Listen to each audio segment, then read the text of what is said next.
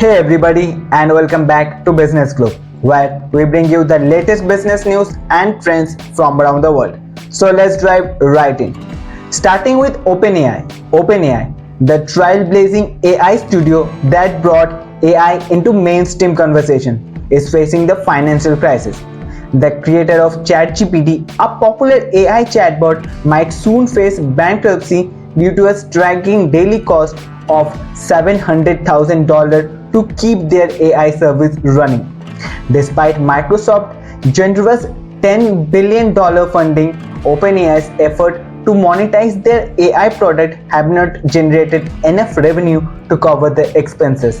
The company's user base have seen a steady decline, raising concern about the future of the AI chatbot OpenAI. जैसे कि आपको पता है, OpenAI का जो प्रोडक्ट है ChatGPT, वो एकदम रेवोल्यूशन लाया था।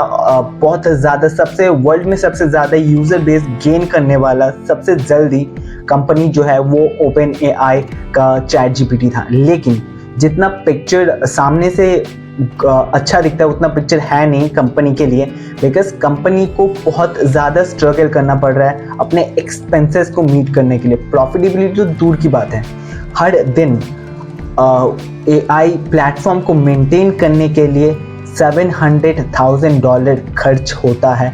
ये अलग बात है कि $10 बिलियन का इन्वेस्टमेंट मिला है माइक्रोसॉफ्ट से, लेकिन वो इनफ नहीं है उसको मेंटेन करने के लिए, उसको चलाने के लिए।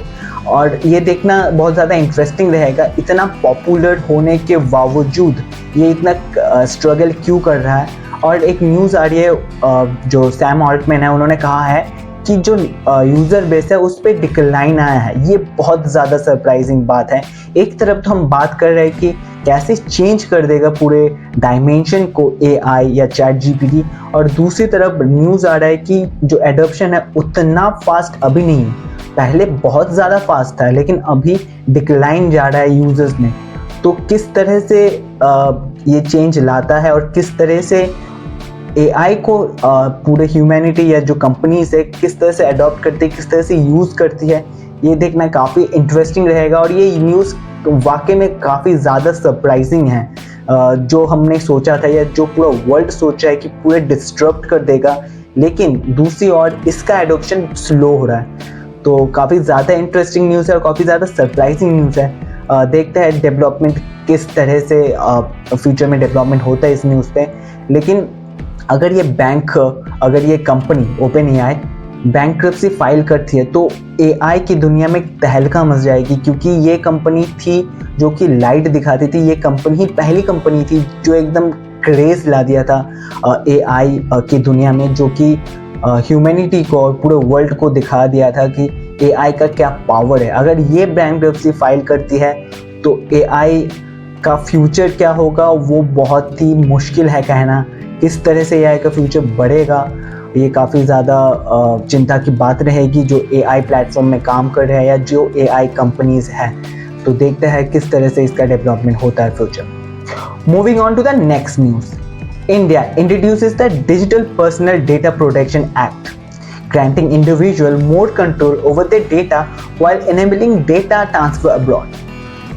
Companies now need free, informed consent for users before proceeding their data, with obligation to safeguard it and appoint a data protection officer. Individuals gain right to access the correct and delete their data, but this comes with certain responsibilities. However, critics point out the onward exemption from the state entities and concern about the delegation of the right to information law. जैसे कि आपको पता है कि जो data protection bill है वो अभी एक्ट बन चुका है और अभी राज्यसभा, लोकसभा और प्रेसिडेंट का भी सिग्नेचर आ चुका है। तो ये एक फुल फ्लेजेड एक्ट है अभी। इसका तो बेनिफिट बहुत ज़्यादा है, हमने भी कवर किया था कि इसका काफ़ी ज़्यादा बेनिफिट है। यूज़र अपने डेटा को प्रोसीड कर सकता है, अपने डेटा का कंट्रोल यूज़र के हाथ में होगा। वो कलेक्ट भी कर सकता है, डिलीट भी कर सकता है। जो सोशल मीडिया प्लेटफॉर्म्स हैं, जो ई-कॉमर्स प्लेटफॉर्म है, उनके ऊपर एक रिस्पॉन्सिबिलिटी रहेगी उस डेटा को हैंडल करने के लिए, और पावर कस्टमर के पास है अपने पर्सनल डेटा को लेके। और कंपनीज को एक data officer data protection officer hire करना भी मैंडेटरी है, लेकिन इसका जैसे कि एक ऑपोजिशन पार्टीज इसको प्रोटेस्ट कर रही थी, इसको बोला जा रहा था कि ये गवर्नमेंट एंटिटीज जो है उसको एग्जम्प्ट करती है। गवर्नमेंट का जो डेटा है वो अभी इंसान उतने ट्रांसपेरेंटली नहीं देख पाएंगे, आरटीआई को इसमें डाइल्यूट करा गया है, तो इसको काफ़ी ज़्यादा क्रिटिसाइज करा गया था। लेकिन अभी देखना ज़्यादा इंटरेस्टिंग रहेगा इसका इम्प्लीकेशन किस तरह से होता है और किस तरह से ट्रांसपेरेंसी पे इफ़ेक्ट करता है ये डेटा, और किस तरह से पर्सनल का जो इंडिविजुअल का जो पर्सनल डेटा है उसको किस तरह से प्रोटेक्ट किया जाता है, और नंबर ऑफ जो डेटा लीकेज है उसमें किस तरह से मतलब जो कमी है वो देखने को मिलेगा।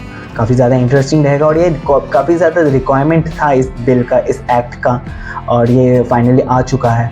और फ्यूचर देखते हैं इस एक्ट का कैसे इम्प्लीकेशन होता है फ्यूचर में। Next up, our recent government circulation clarified GST rate for ready to eat snack products, now subject on 18% tax. This clarification raised question about the traditional snacks like namkeen currently taxed at 12% GST and whether they should now fall under the higher tax bracket. The circular's impact on various snacks items and its alignment with the existing classification rules potentially leading to the costlier snacks. अभी एक नया rule आया है GST में जिसमें कि जो snacks है, रेडी टू स्नैक्स है, उसको 18% जीएसटी देना पड़ेगा, उसके अंदर 18% जीएसटी लागू होगा। लेकिन जो नमकीन है जो इस तरह के स्नैक्स है उस पर 12% जीएसटी लगा करता था। तो ये एक कॉन्फ्लिक्ट हो चुका है कि किस तरह से किन किन चीज़ों को, किन किन स्नैक्स को, रेडी टू ईट स्नैक्स को इस 18% के अंदर डाला जाएगा और किन किन स्नैक्स को जो 12% में थे उसको 12% में ही रखा जाएगा या उनके ऊपर टैक्सेस बढ़ जाएंगे। अगर ये टैक्स बढ़ता है तो ये जाहिर सी बात है कि जो प्रोडक्ट स्नैक्स है उसके ऊपर भी दाम हमें फ्यूचर में बढ़ते हुए दिखेंगे। तो देखते हैं किस तरह से क्लासिफिकेशन होता है। एक कंफ्यूजन क्रिएट हो चुका है इस रूल के आने के बाद। देखते हैं कि किस तरह से इस कंफ्यूजन को क्लियर करा जाता है।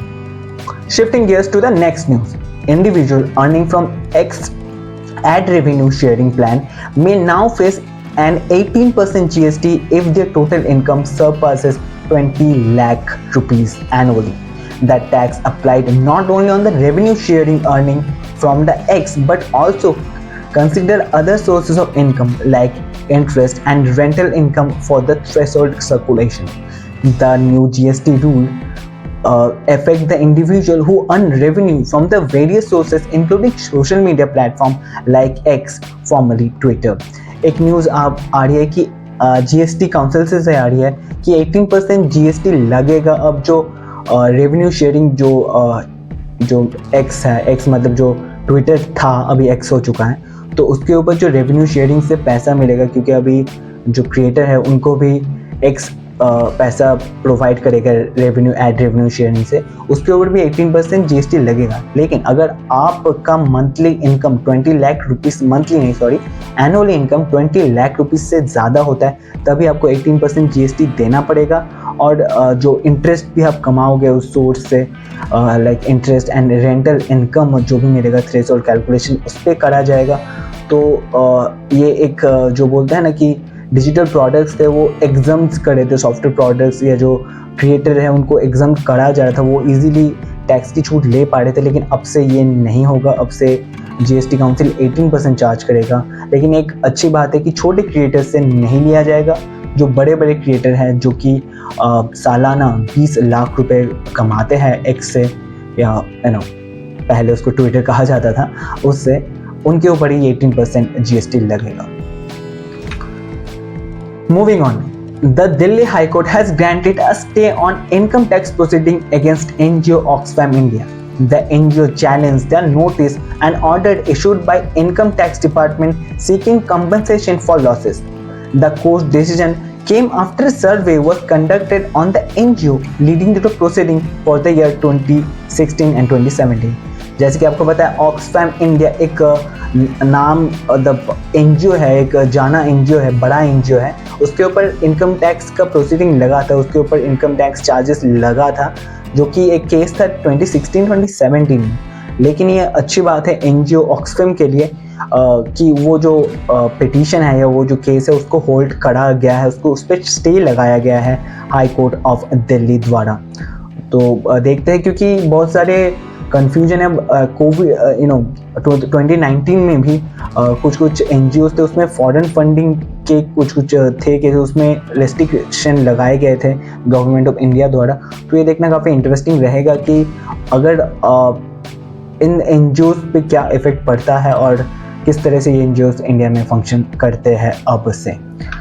Last but not the list, credit Suits shareholders are taking legal action to obtain compensation for their losses following a forced merger with USB. Approximately 1,000 shareholders have joined the complaint expressing the dissatisfaction with the terms of the merger. Suez officials rushed the merger to prevent a potential collapse of the Credit Suisse and its potential impact on the global financial system.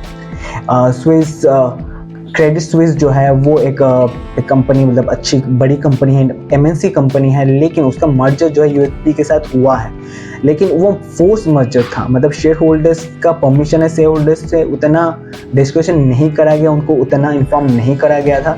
तो इसके ऊपर एक complain file किया है जो 1000 share holders हैं उन्होंने।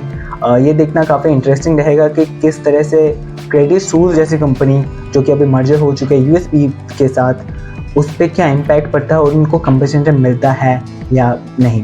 So that's the wrap for today's video. I hope you like this video. If you do, please click the like button and don't forget to subscribe to my channel to never miss any video from my channel. So this is Mohammed Tariq Rizwan onto your screen. Thank you for watching.